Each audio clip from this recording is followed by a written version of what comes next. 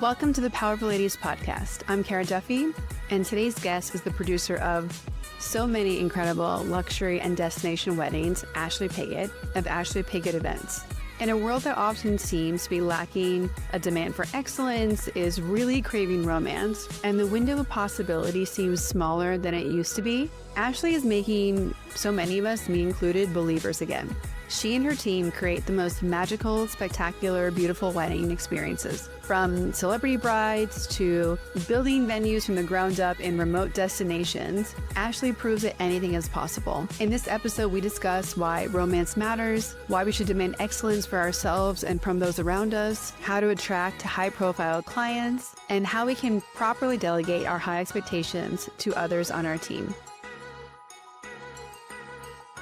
Welcome to the Powerful Ladies podcast. Thank you so much for having me. I'm so happy to be here. We have been connected because you have worked a couple of weddings with my business partner and friend, Olivia. And she just sent me a raving email about the quality of work you do, you as a human. And when you're working these high profile, very important weddings, there's could be a lot of stress and anxiety, a lot of things could go wrong. And she was just so impressed at how calm you appeared to stay, whether you actually were or not. That's so nice of her. I mean, we have a mutual love for Olivia. She's incredible. We actually met many years ago. I actually planned one of her best friend's weddings, and she was a bridesmaid, and that's actually how we met. And so we've stayed in touch for many, many years, and I've watched her and her business grow, and we adore her. So anytime we can work together, we're always thrilled to do so, and it is so nice of her to share that. I mean, you need to be calm on a wedding day. As the planner, as the producer, you are who everyone's looking to. So if you show stress, if you look off, the trickle effect of that hits everyone on the project. So we do try to maintain that calm. I usually tell people it's very much like watching a duck float on a pond. It looks so serene and so calm, but underwater, those little legs are just going like crazy. Just trying to keep them afloat and keep them moving. So it's very, very similar to how it feels for us on site on a wedding day. Before we go any further, let's tell everyone your name, where you are in the world, and a little bit more about your business. Okay. Well, I am Ashley Pigott, and I own Ashley Pigott Events. I am based in Toronto. However, we don't do that much work in Toronto. We're typically outside of the city. We do a lot of stuff outside of Toronto and now internationally, which has been a wonderful new part of our business over the last couple of years. We focus on logistically challenging environments. So the weddings that we plan and produce are typically multi-day. They typically have multiple events, guest activities, a travel component. They're usually in remote areas or other countries. So we're typically dealing with a significant set of logistical challenges, and that's what we love so much. So those are the kinds of projects that we really like to be on. You also were the producer of a previous podcast guest wedding, Lauren Kyle. Yes. And she's also so lovely. And the pictures are just stunning from her wedding. It was so beautiful. It was one of our favorites. She obviously is like the most ideal client as well. She's a designer. She has incredible style. She was also incredibly trusting of the teams that she hired. So that's sort of the perfect storm for an incredible event.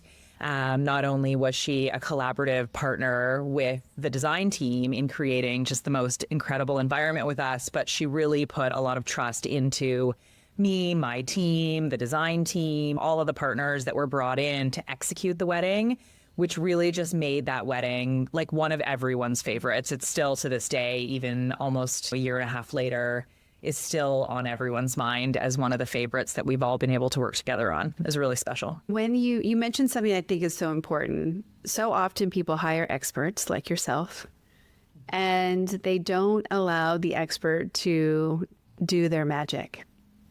They're like, want to change things. They want to control it. They don't have that level of trust of like, I hired you. I know you do great work.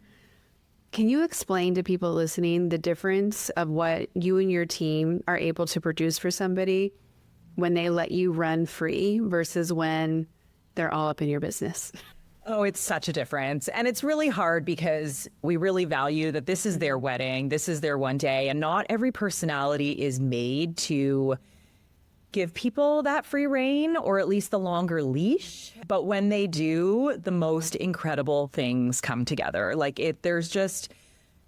it's really even hard to articulate the difference between the weddings that we've done, like Lauren and Connor's, or many others that we've produced over the years, where we have been able to like really do what we do within the parameters of what they want and what they're looking for and budget and style and all those good things. But the weddings where we're really bound and really on a tight leash and really constricted, we're giving them exactly what they want. They're still going to have a wedding that they want and that they're happy with, but they don't really know how much better it could have been. And unfortunately, they'll never know what they don't know. And if there's one thing that I can say to any bride or family who is about to embark on planning a wedding or is planning a wedding, do your research up at the beginning. Spend the time, interview the major players that you're going to bring on, the dream team, if you will.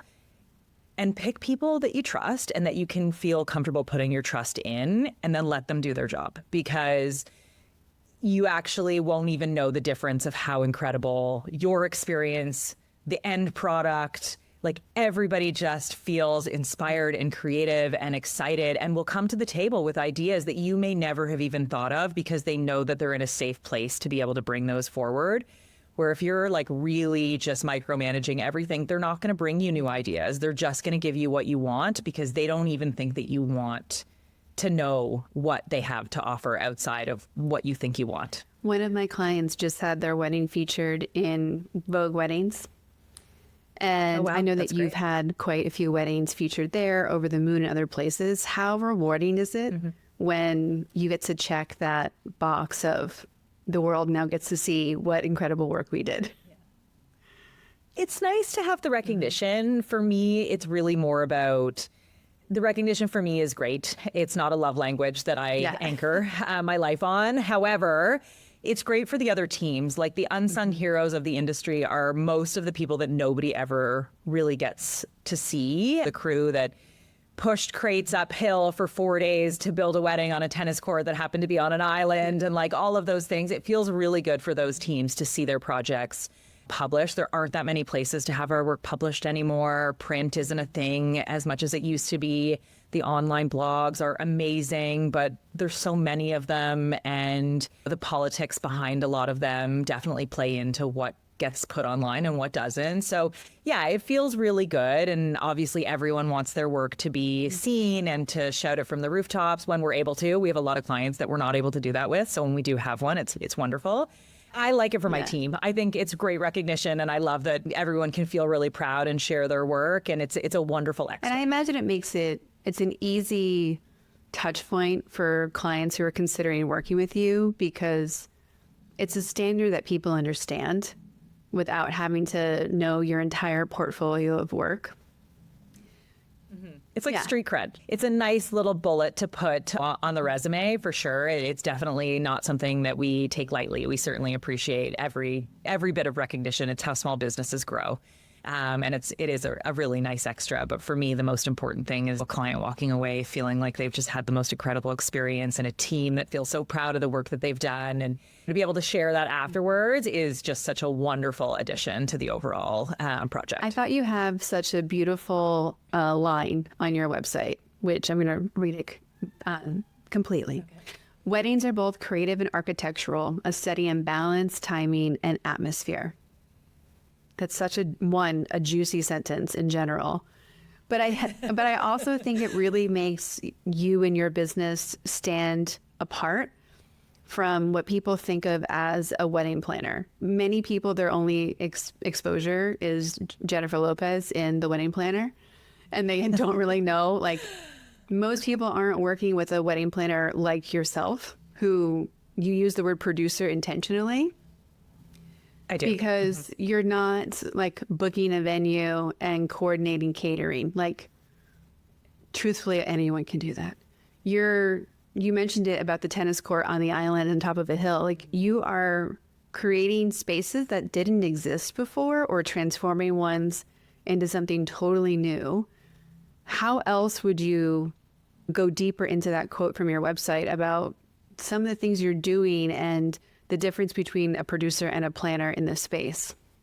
We definitely would frame ourselves as producers because we just, again, that level of logistics, the operations that we're really involved in, creating spaces. Part of that sort of architectural notation is really just speaking to building something that feels like it's always been there, right? Like it's really, you can have a tent and you can create a beautiful space and those things can be true, but to make it feel like it existed beyond, but it doesn't. 2 days later, it's gone. It disappeared. And the people who were underneath that tent, those few hundred people, they're experiencing something that nobody else will ever get to experience. And that's why we really love those types of projects. Like a tented wedding is a really special wedding for us. You know, it's part of why we then moved into destinations. You're really immersing everybody into an experience. And so when I say balance, I mean the balance of obviously the build and the logistics and the timing and that Tetris of getting everybody in and out on usually a very tight timeline and building something that feels like it always lived there. But then also the balance of guests arriving and being greeted and their experience and having them like effortlessly float through an evening feeling that every need was anticipated, every move was thought through and their path and how human nature was going to navigate through that overall experience is something that we put a lot of time and thought into. And there's nothing I love more than once everything's happening and dinner is set and everyone's in the tent and look back and think, we nailed that human nature. Like we really did think about what they were going to do and which path they were going to take. Were they going to go left? Were they going to go right?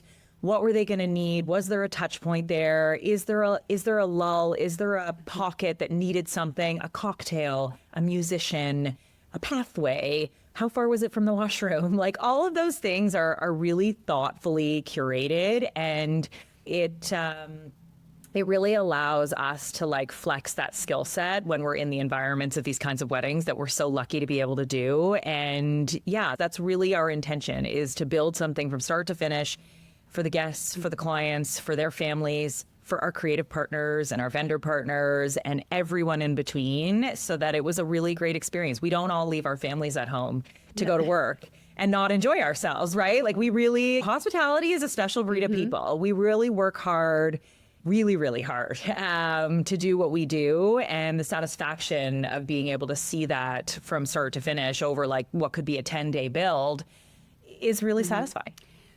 There is a hunger, it seems, right now for nostalgia and romance.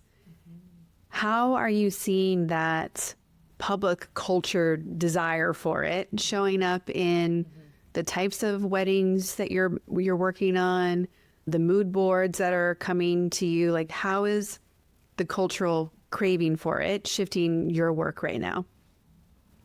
I mean, I'm craving it myself. So I feel like I'm also like embedding it into everything that we do, because I do think culturally it is something that people are craving. It's something that I am looking for in my day-to-day life as well. I think we've gotten so far to the other side that everyone's just really looking to come back. And for me, I would say the best way to do that is creating human connection.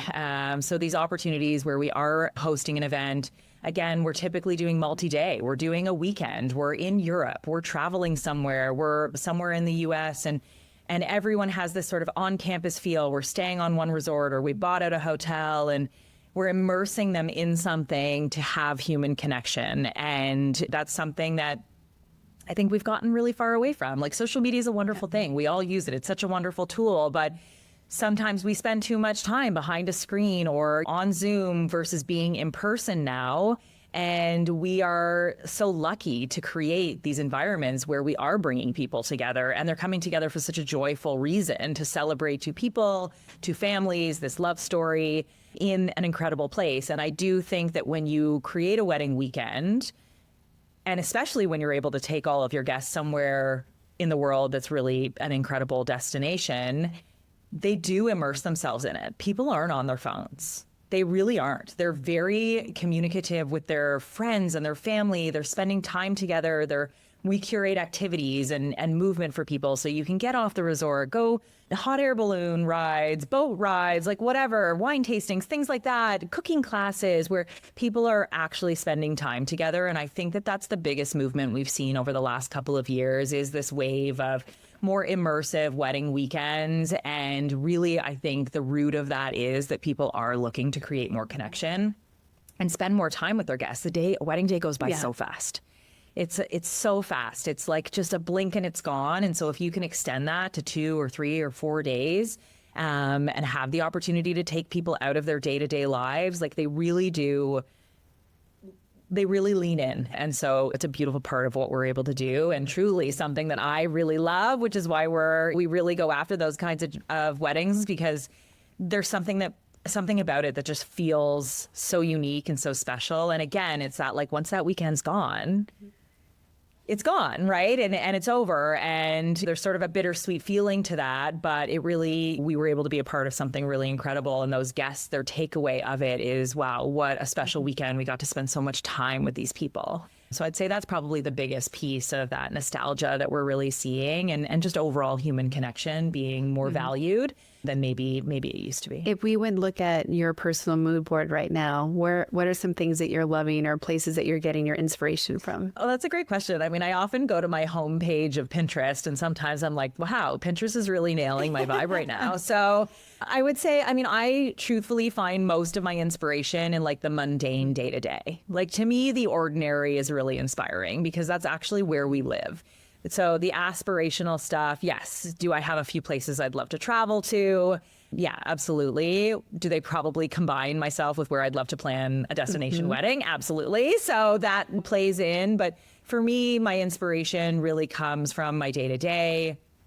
You know, there's nothing more inspiring to me than looking forward to a Saturday morning with my coffee and quiet and in my own home and not away traveling for work. So I would say that's a big part of what my mood board is really that balance of my own lifestyle. I get really inspired by the women in my life, the people in my life. I have so many incredible brides who are doing so many incredible things, like Lauren, for example, and we look at Olivia, like they're just doing so many amazing things. And it really is inspiring to know that you really can do anything. I have 2 girls. So setting that example of like, you can truly do anything you put your mind to is a really inspiring sort of common thread in my life. And then when it comes to sort of like the design side of things, I would say like travel and home interiors and architecture and beautiful restaurants and those kinds of things are what we take and translate into beautiful spaces. Inspiration can come from anywhere. But truly, I would say for me, most of my inspiration comes from like day to day, like the ordinary, the things that people might not look at as like the lavish Instagrammable moment, but more the like quiet, thoughtful moment that could actually translate into something just really beautiful in your own day to day life. Well, I hear a lot of intentionality. And I think as a woman who has this small business, high profile, lots of demands, lots of travel, and 2 daughters and the rest of your life that makes you up. Yeah. The needing to be intentional and appreciate finding the beauty in all of the spaces, because you mentioned the humanity when you put together an event and what we all are craving are very consistent things. I personally have been on a journey of I've been forced to slow down being a new mom and that'll do it. Yeah, I spend way more time at home than I ever have. And I've been shuffling things and being like, okay, how do I bring some romance or whimsy into this wall I now stare at every day because it's next to the rocking chair? Exactly. Yeah, I definitely think that balancing my time and my efforts and where my energy goes is really important. My kids are older, so I've been there. So you'll get through it and it'll be amazing. Every stage is amazing. My kids are older now, 7 and 12, almost 13. So with that comes sort of a different demand of your time. You know, now it's activities. They're really aware of me being away. So when I am home, I have to spend time with them. I'm about to go away for 10 days. So we're going to get manis and petties tonight. You know, those kinds of things are really important and truthfully the most important to me. Of every hat that I wear, being a mom is the most important job that I have. And so I do I focus a lot of my energies in thinking about how I can balance everything else out to make sure that that always stays the top priority. It's always a balance. It's never perfect, but and perfection is an unattainable goal, but striving for excellence and just striving to do the best that you can in each sort of moment that you're in is always top of mind for me and always the ultimate goal. A lot of people who are in your business would love to have the client assortment and the projects that you've had. And so many people who want to be working in a luxury, high profile space feel so stuck and intimidated about how to be attracting and landing the clients that allow that work to happen. What has that journey been like for you? And is there any tips you could share for people about just being in a space where you're able to be a magnet for the quality of clients that you're looking for? It's a great question. I mean, I think that there's a combination of luck, being in the right room, having wonderful people share my name, people who enjoyed working with us, who really, shout our name in a room full of important people. Like, all of that is true. I am a big believer in manifesting. So I've talked about this a lot on a number of different podcasts that I've done, but I really do think that you are what you tell yourself, and you can achieve what you put your mind to if you really want to get there.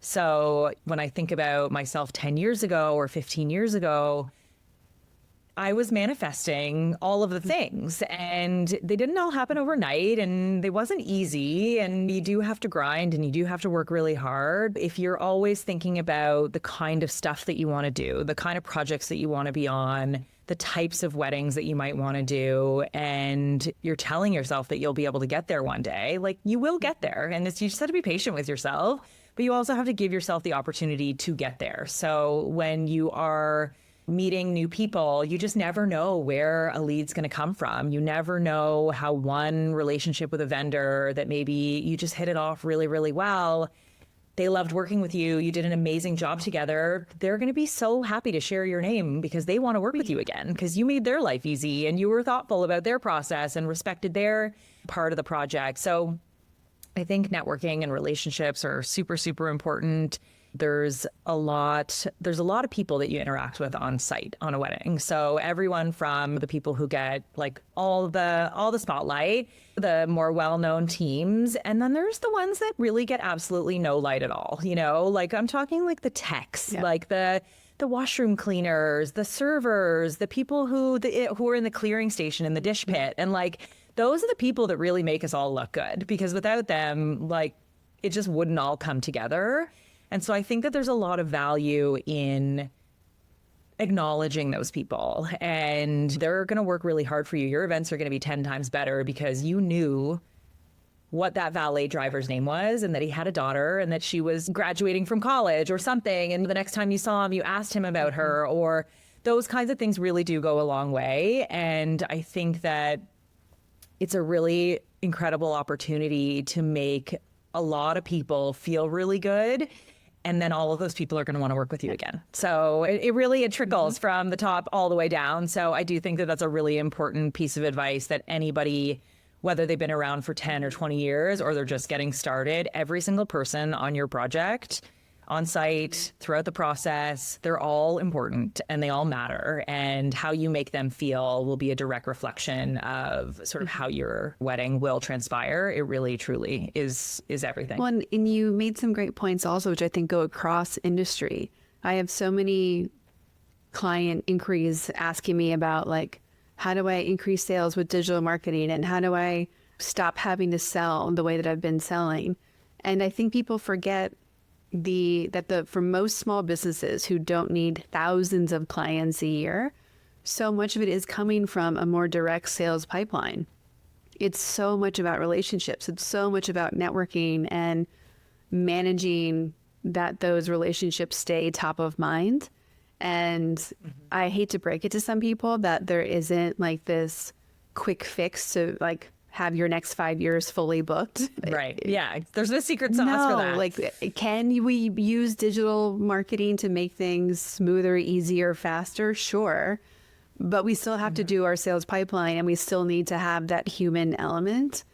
And I think I've frustrated a couple people lately who, when I've said, like, you have to leave your house, you have to get out from behind the computer. And because it can feel heavy and exhausting to do that. Yeah. What are some tips or techniques when you're like, okay, I need to get out and be in the world? How are you making it more fun or easier than it might feel? Honestly, I have a hard time with this one, I'll be honest. And any of my friends that are listening to this will say, like, Ashley does not like to leave her house. But I'm like an introverted extrovert. I'm really, really good when I'm out and when I'm put into the situations. But I do have a lot of anxiety to get there, I will be honest. And most people, if they don't know me, are surprised to hear that. But if they do know me, they definitely know. Like, I'll say yes to every event, but like my bail factor is like pretty high. Like I gotta really want to go. And I think part of that plays into the fact that I do travel a lot for work. So I do prioritize being home. I don't like to miss bedtime with my kids. Those kinds of things are, to me, more important than going to like an industry event, for example. So when I go and I immerse myself in it, and my friends will laugh because they'll say, like, you didn't even want to come and now we can't even pull you out of it.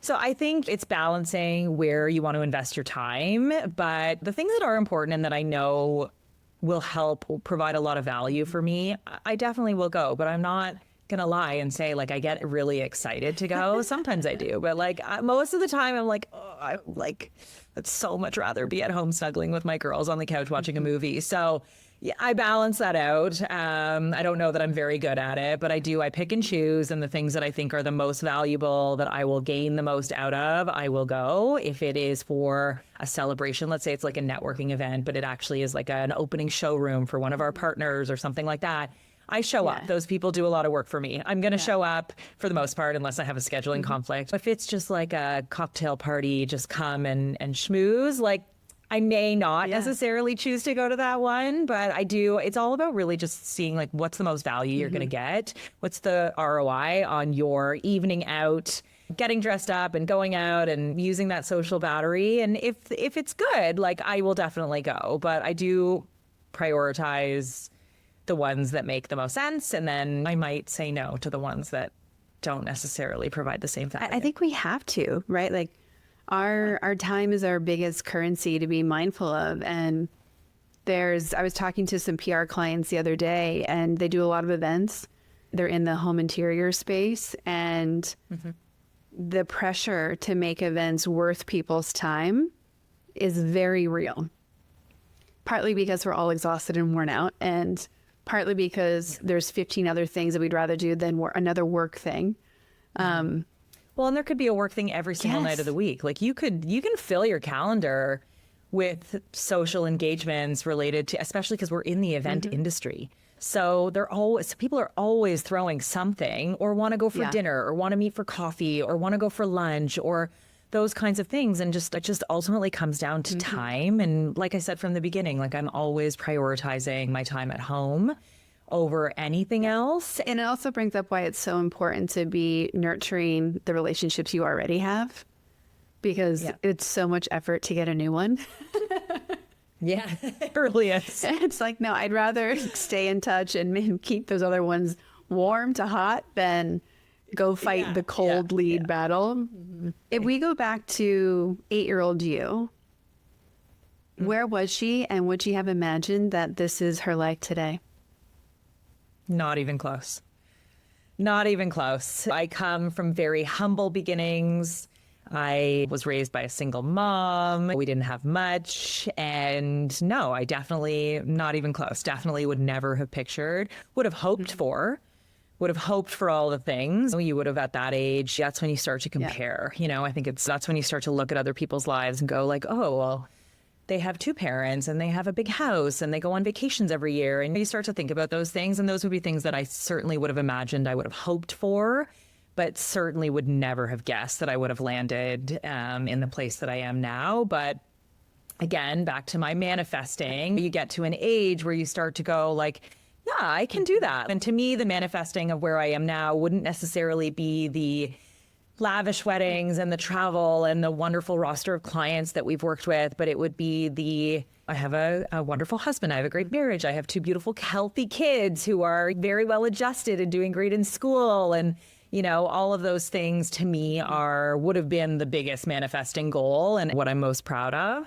And then just being able to support myself. Like my mom, I watched my mom struggle. It's hard to be a single mom, and to be able to support my kids and take them on vacation and pay for kids' sick activities are expensive. Like kids are really expensive. So being able to provide all of that is a really big part of what I would say, you know, an 8-year-old me would have been very hard to do, but would have really hoped for. But no, she definitely wasn't thinking about planning weddings. She definitely wasn't thinking about planning parties at that age. No, not even close. I think when I was 8, actually, I think I wanted to be a lawyer. I think for whatever reason, to me, being a lawyer was like, you would have made it. You would have been on top in terms of a profession. I grew up in an era where like you were a doctor, you were a lawyer, you were a teacher. Like it was very much like there was a pretty small group of paths that you could take or what have you. But wedding planner wouldn't have been on the radar. There's a lot of people, I think, when they go from feeling like they're an outsider to being part of the circle that you are now a part of, a lot of people would have a lot of fraud feelings and self-doubt, and do I belong in these rooms?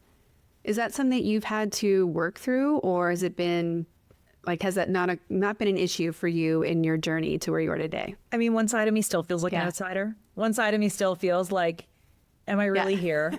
Is this real? Like, you start to think about, wow, like, am I really at this table? Have I really been invited to be a part of this team?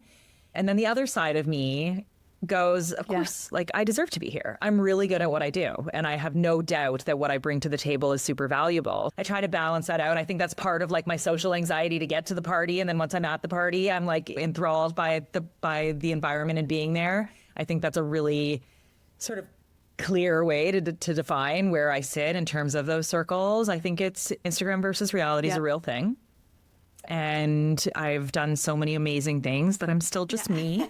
And I still just think about like, I'm just me. And again, we do great work. And at the end of the day, I will always come back to, I know that we produce incredible stuff. We have done the impossible a number of times. And I live in a world of there's nothing we can't do, obviously at cost, at time, at all those things. But there really truly isn't anything that I don't think that me and my team. Whenever someone's asking me about that component, I'm always telling people, you might not feel like you fit in, but you always belong.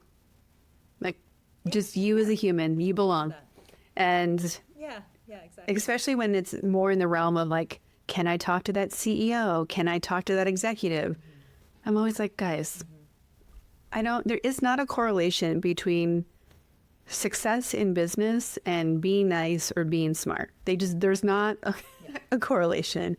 So chances are you're going to be more prepared, more engaging, nicer than whoever you think you're afraid to talk to. So just go.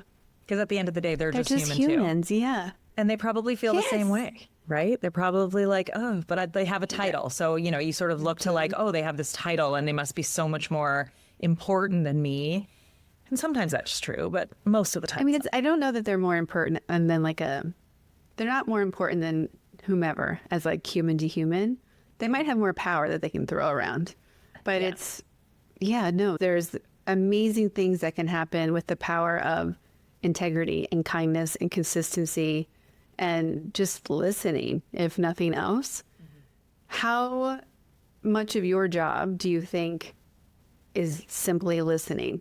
I mean, it's everything. I need to know everything about that couple to make that wedding feel like theirs. And we only take on a few projects a year. So one of the things that's so important to us is that each and every single wedding feels so unique and authentic to the couple that we're working with or their families or, you know, whoever the committee is that we're working with for that wedding. And so I need to know everything about them. I need to listen. I need to see what they're up to. Where'd they go for date night? Where do they travel? What kind of cocktail did they order? Like even the unspoken absorption of information is really important, but we listen to everything. We are trying to service them and we are trying to bring their perfect wedding to life. So while yes, there's so many things that we have to do that they'll never know anything about, without knowing who they are and what's important to them and listening to those values and those priorities and understanding them, it's just going to feel like every other wedding. And that's like my worst nightmare. Like, I don't want somebody to come to that wedding and go, yeah, it was nice. But like, it was kind of like the one that we went to 3 weeks ago, because a lot of the clients that we work with are in that age where they're sort of in a wedding circuit. They're going to weddings more often than others. So yeah, it's really important to listen, and not even just the clients. Again, our partners, the people that we're working with, I need to understand your workflow, your process, so that we can serve you. Like, we are the hub for everybody. So if we don't know everything and we haven't absorbed everybody's priorities, it's really just not going to come together the right way. It's not going to be exceptional, and we want exceptional. There's also a lot of conversations I'm having with clients about being okay demanding extraordinary, and how there's lots of reasons to allow things to not be extraordinary and just be good enough. And of course, in the world of business, every day we're choosing, do we push for extraordinary? Is this okay the way it is? Like, where's a good enough extraordinary balance? How do you sit in the value of extraordinary, and how do you roll it out to your team and your partners so that it can be meeting the expectation that you have for what you deliver, as well as your clients? I mean, my expectations are really high. So like really, really high. So for me, it is aligning with teams that also have incredibly high expectations. So we are all operating at the same level. You know, some things I would say in the world of like, it's just okay.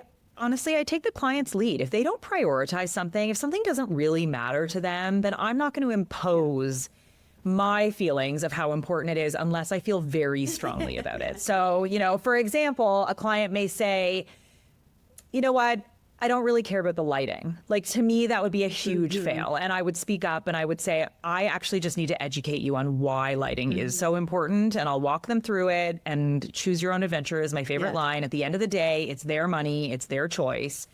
And that I would be something that I would say, we need to have a call. Like, I just need to be able to frame it out for you and let you know, because people don't know what they don't know. But if, for example, someone says, I don't care about, I mean, I never want to throw this out there because I wouldn't want another vendor to feel like their category isn't important. But if someone's like, I don't care about a cake, for example, I'm not going to impose on them that I think a celebration cake is important because that might be my own feeling. I would say, like, if you want to invest your funds elsewhere, that's not the hill I'm going to die on. So that to me might be like, okay. And then I would say, well, let's do an amazing selection of desserts. Let's think about what you guys love. If you've got a sweet tooth, you guys go for like an ice cream every Friday night as a date night. Let's bring in an ice cream truck. Something like that. I might throw out something else as an alternative for them so that they're still getting the sweet treat, or they're still getting the element or an experiential item out of it, but they didn't care about the cake. So I'm not going to push the cake. So that's where I would say, like, I bridge the some things are just okay versus it needs to be exceptional. The production, the lighting, the sound, the infrastructure to build a kitchen to serve a good meal, a proper tent structure, for example. Like, all of the things that honestly sometimes are very unsexy things to prioritize. You know, washrooms, power, water sources, things that, like, all the cables. Nobody really wants to, nobody really wants to spend, or honestly, labor is probably the hardest one for people to understand. And to me, that's an area that is exceptional. You need to invest in labor because everybody will feel it if you don't. Your team will feel it, your guests will feel it, you will feel it, everybody will feel it. So there's sort of a pick your battles when it comes to that, in terms of sort of curating an entire collection of categories and vendors and experiences that we need to bring together. For me, I will always strive for the best. There's just no world where I do anything half-assed. I don't operate that way in my business. However, it is really a choose your own adventure. I'm not paying the bill. So at the end of the day, if a guest really doesn't value something, or a client doesn't value something, and they really do not want to invest their funds, I will do my job. I will educate them on what that decision means, how the trickle effect of that will impact other areas of their wedding. Hopefully they see the light, especially when it comes to lighting and those kinds of things. But honestly, if not, you know, again, I've done my due diligence. I've let them know how it will impact. And if they're okay with it just being okay or eliminating altogether, then, you know, that's for them to do. whenever we're talking about how do we delegate excellence into our teams, I think the best example of this is from the TV show The Bear. And it's season 2 or episode 4 or 7. It's called Forks. And it's the episode where the cousin has to learn how to clean the forks over and over again at the super high-end Michelin star restaurant. And the coaching he gets from like the head of the restaurant is perfect in why the small things matter and why the integrity at every step matters so much. Do you find it easy to be making sure that the team that you're working with understands that excellence? Or is it something that, like, do you have a ritual, like you bring on someone new and they go through like a whole conversation about the extraordinary expectations you have? Like, how are you preparing and coaching your teams to meet you at your level of expectation? I mean, I'm so grateful that I have had the same right hand for about 10 years. His name is Chris. He's incredible. Couldn't do it without him. And luckily, he operates at the same level as I do. So we're both always pushing for excellence all the time. And for me, it is curating a group of people to be around you who are, again, all at that same level. So yes, we bring on a new team member or a new partner. Like, we do love to make new friends. It's not that we only work with the same people all the time, but sometimes we're in an environment where we have to make a new friend, a new production team, a new caterer, a new floral and design team. And a lot of effort goes into those initial conversations to make sure that they are going to operate at that level, because if they don't, they're just dragging everybody else down. So sometimes it's worth the effort and they come to the table and they exceed our expectations. And that has happened so many times with so many incredible vendors who are now people that are sort of always on our list. And we have had experiences where we have worked with a vendor or we've needed to work with a vendor, whether it's a client connection or a venue requirement or, what have you, and they drag everybody down. And it's a really brutal experience for everybody. Like, again, you talk about, we talked about at the beginning, the difference of what happens when everyone is coming to the table, excited about a project, putting in their best effort. Like, those wedding weekends, we just never want them to end.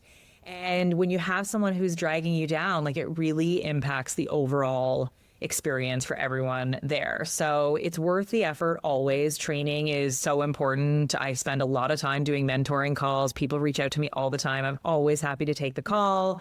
We do a lot of student interviews when they're doing projects and things like that, because it is important that people have somebody to guide them and to give them information and share. I'm not a gatekeeper. I never have been. I'm always happy to chat. And for the most part, I will say that effort, whether it is a student interviewing me or whether it is a new partner that we're interviewing for a client, it's for the most part always worth the effort for me to chat through, understand their process, our process, how are they going to integrate together? How are we going to work together? How are we going to make it amazing? And then sometimes you put in all this effort and it's just a fail, and you just kind of have to cut your losses and say, okay, well, we tried, and not everybody is made for this. I have to say, not everybody is made for the hospitality industry, the wedding industry. Like, it is not easy. We put in a lot of hours. We are the punching bag sometimes. We are the therapist sometimes. We are, the cheerleader sometimes. Like, we wear so many hats, and we really are the hub of everyone that we're working with. It's not an easy job. And for those that survive it, who thrive in it, it is amazing. And I think I always give kudos to people for trying. And then maybe understanding that it wasn't the right fit for them, or maybe that project was outside their scope. Maybe they bit off more than they could chew, or maybe they didn't come to the table as a team player the way that they could have, which would have made everything so much better. But training and mentoring is just, it's always important. It's always worth the effort, one way or another. When you think of the words powerful and ladies, how would you define them? And do their definitions change when they're next to each other? Yes, I would say, powerful ladies, to me, as soon as I hear it, I think of all the incredible women that I get to work with, whether they're my brides. The wedding industry is built up on many women-owned small businesses. There are so many of them, you couldn't even count them. The majority of the wedding industry, it falls on the back of mostly women. There are a lot of men, a lot of amazing men, but there's a lot of women in this industry. And the first thing I think of when I hear of powerful ladies is all of those incredible women that I get to work with, that I look up to, those who came before me, those who are coming up, who I see just doing incredible work and watching their careers thrive over the years. So I would say it's an inspiring combination of two words together. And putting them together, I think, makes them both more powerful. When you're thinking about your daughters and what you want them to know is available and possible to them, how would you describe that besides saying everything? I mean, everything is the first word that comes to my mind. My husband and I are both alphas. Like, we're very strong personalities, which most people would say, like, well, how does that work? But 25 years in, and we're still doing it. So I've got some really strong-minded girls. They're very strong, and I can see that they will do incredible things, and both in different ways. They're very unique. They're very different from each other, but they both share this common thread of strength and resilience, and I can see them being really powerful women in whatever path they decide to take. And one of the things that we talk about a lot, especially with my oldest, because she's 12 going on 13, so she's definitely in the world of, like, that social dynamic is important. Finding your voice, knowing when to speak your voice, knowing when maybe to restrain your voice. That's a big part of the conversations that we're having with her. And you know what? She's usually the loudest one in the room, as was I. And I always explained to her, like, I was definitely that kid that spoke up. I spoke up for myself. I spoke up for other people. I got myself into situations that maybe my mom would have said, like, you definitely shouldn't have done that. But I knew that it was the right thing to do.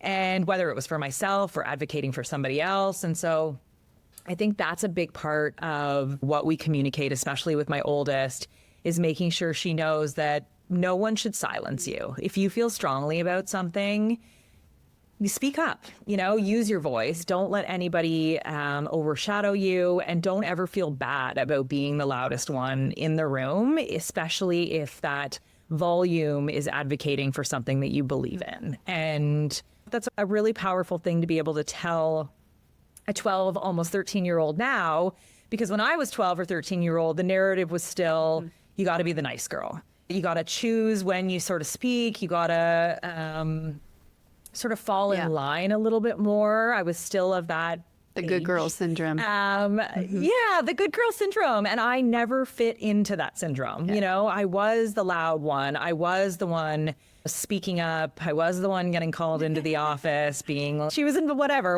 it was. I was never in, like, major trouble, but I definitely was that kid. And so now it's nice to be in a social climate where we can tell young girls to, like, you go do you, and, like, don't be afraid to stand up for yourself, and don't be afraid to stand up for your friends or what you believe in, and don't feel that you can't be loud if it's something that, really matters to you. So I think that's a really important thing that we now can do when we're raising young girls. And it's important because it's going to set them up for massive amounts of success. One of my favorite cities, and I have some of my favorite people live in it, is Toronto. What makes Toronto a great place for building a small business and for centering your business from?